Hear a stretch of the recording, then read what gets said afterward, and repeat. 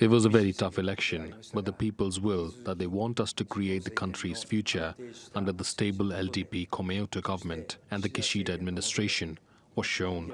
While I accept this with gratitude, I also find it as a sobering moment. Michael Penn is the president of Shingetsu News Agency and joins us now live from Tokyo. Welcome to the program.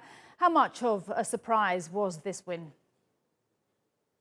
It was pretty big surprise, actually, because it was looking like the ruling coalition would probably, hold on to its majority, and the ruling party would hold on to its majority.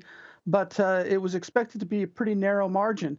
And in fact, the main opposition party, which was expected to gain a lot of seats, actually ended up losing a fair number of seats. So it confounded a lot of the expectations. And for Kishida, it was definitely some wind in his sails here.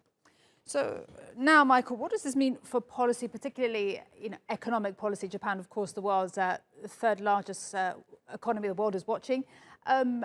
And of course, markets seem to like it. Last time I checked, the Nikkei had jumped 2.6%.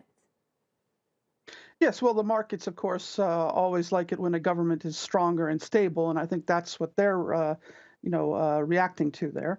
And this does, of course, make the government stable and stronger than it would have been had it had a much more narrow victory. But what it really means is that Kishida within the ruling party, I mean, he's kind of a moderate within a party which has a very strong right conservative wing. And he's been pushing a policy which he calls new capitalism, which is supposed to sort of address economic disparities to make sure that ordinary people aren't left behind and the gap between rich and poor is reduced.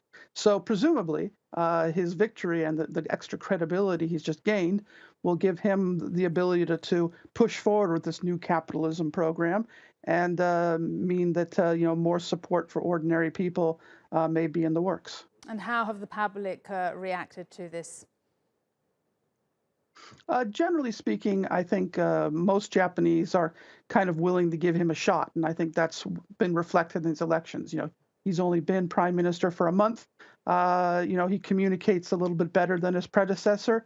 I don't think they really know what to expect from him, but they want to give him an opportunity to show what he's got, and so that's what he now has.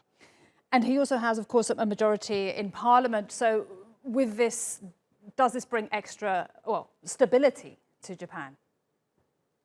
Certainly until next summer. So next summer is the House of Councilors election, which is the upper house, sort of like the Senate. And of course, he will need to perform very well in those national elections as well in order to remain strong. But certainly, we can say that for the next 7 or 8 months, he has a chance to try to push forward his agenda and to show that he can accomplish something.